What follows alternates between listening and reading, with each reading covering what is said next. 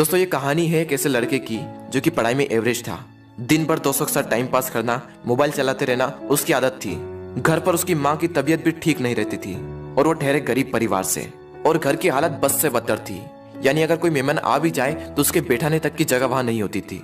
एक बार उसका दोस्त उसे बुलाने के लिए आया कि चल कहीं चलते हैं। तो वो दोस्त पहली बार उसके घर पर आया था तो घर की हालत को देखकर दंग रह गया। तो उसने पूछा, क्या तू यहाँ पर रहता है? बोले हाँ मैं यहाँ पर रहता हूँ। क्या ये तेरा घर है? बोला हाँ ये मेरा घर है भाई। बोला तू ऐसे हालातों में रहता है? वो बोला हाँ मैं ऐसे हालातों में ही रहता हूँ। क्यों, क्या हुआ? थोड़ी देर तक तो उसका दोस्त चुप बैठा रहा, लेकिन फिर वो बोला वाह वाह मेरे दोस्त वाह, तेरी घर की हालत बस से बदतर है।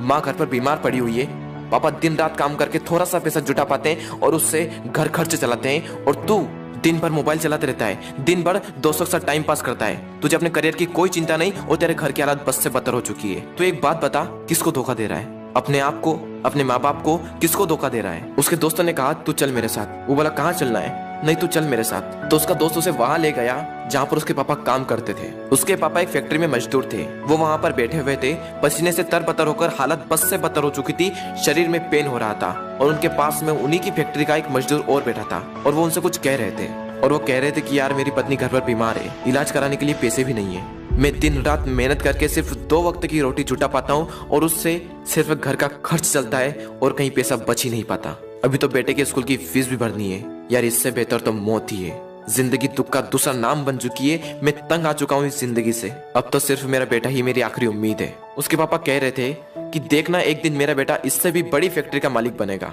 वो लड़का और उसका दोस्त दोनों उस चीज को देख रहे थे और पूरे गौर से सुन रहे थे। तभी उसके दोस्त ने कहा, देख देख कैसे जीते हैं तेरे पापा तेरे से कितनी उम्मीद लगाए बैठे हैं, देख जरा एक बार। लेकिन क्या तुझे लगता है कि इस तरह से तो उनकी उम्मीदों पर खरा उतर पाएगा?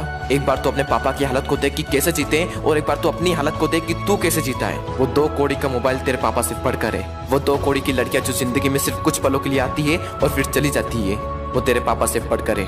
वाह मेरे दोस्त वाह, ये तो सिर्फ कुछ दिनों के लिए आएगी और फिर चली जाएगी। अरे बदल अपने हालातों को। यह सब देखकर और यह सब सुनकर उस लड़के के खून के आंसू टपक गए, और उसने उसी वक्त निश्चय किया कि जिस फैक्ट्री में मेरे पापा काम करते हैं, आने वाले 5 साल के अंदर अंदर इससे भी बड़ी फैक्ट्री का मैं मालिक बनकर दिखाऊंगा। और उसके अंदर से चीख उठी थी कि मुझे कंपनी का मालिक बनना है, एक बहुत बड़ी कंपनी का मालिक बनना है, नौकर नहीं बनना है। और जैसे ही उसके अंदर से ये चीख निकली, वो दिन के लगातार 10-10 घंटे पढ़ने लगा। उसके दिमाग में सिर्फ एक ही लक्ष्य कि बहुत बड़ी कंपनी का मुझे मालिक बनना है। और उसके लिए मुझे क्या करना होगा?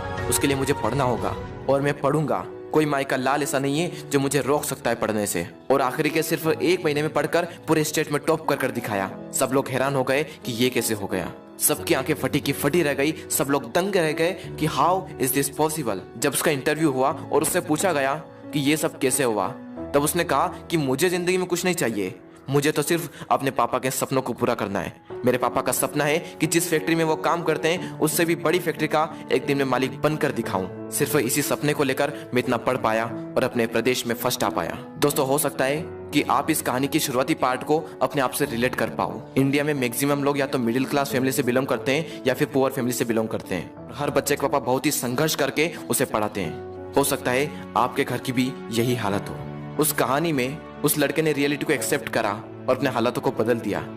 लेकिन क्या आप रियलिटी को एक्सेप्ट करते हो? क्या आप अपने सच को देख पाते हो, अपने हालातों को देख पाते हो, अपने आप को देख पाते हो कि आप क्या कर रहे हो और आपको क्या करना चाहिए? वो लड़का तो बहुत बड़ी कंपनी का मालिक भी बन गया, लेकिन क्या गारंटी है कि आप भी अपने पापा के सपनों को सच कर पाओ? क्या गारंटी है कि आप भी अपने हालातों को बदल पाओ? गारंटी है मेरे दोस्त, गारंटी है जब आपके अंदर से एक चीख उठकर आए, आपके अंदर से एक आवाज उठकर आए कि मुझे पढ़ना है, और सिर्फ इसलिए पढ़ना है कि मैं अपने हालातों को बदल पाऊं। और जिस दिन आपके अंदर से ये आ गया ना कि मुझे पढ़ना है और सिर्फ इसलिए पढ़ना है कि अपने हालातों को बदलना है, अपने मम्मी पापा के सारे सपनों को सच करना है, जिस दिन आपके अंदर से ये आवाज आ गई, उस दिन से एक बात तो तय है कि आप अपने हालातों को बदल दोगे, अपने माँ बाप के सारे सपनों को सच कर दोगे। बस जरूरत है तो एक अंदर से आवाज की। दोस्तों बहाने बनाने से कुछ नहीं होगा। बहाने तो हर कोई बनाता है, हर वो इंसान बनाता है जो कायर होता है। मेरा मन नहीं लगता, मुझे आलस आ रहे हैं, मुझे मैथ्स टफ लगता है, मुझे साइंस टफ लगता है, मुझे ये टफ लगता है, मुझे वो टफ लगता है। कुछ भी टफ नहीं है। जाकर पूछो स्टॉपर से कि तुझे क्या टफ लगता है, तो हमेशा हमें सिर्फ एक ही चीज सुनने को मिलती है कि पढ़ने वाले के लिए कुछ भी टफ नहीं है। और दोस्तों जिंदगी का भी यही वसूल है, करने वाला कुछ भी कर जाएगा, और जो ना करने वाला है ना, वो छोटी सी मुसीबत आने पर रुक जाएगा। बहाने बनाने में उसका कोई रिकॉर्ड नहीं, उसे दिन भर आलस आते रहेंगे, उसके अंदर की एनर्जी बाहर उठ ही नहीं पाएगी।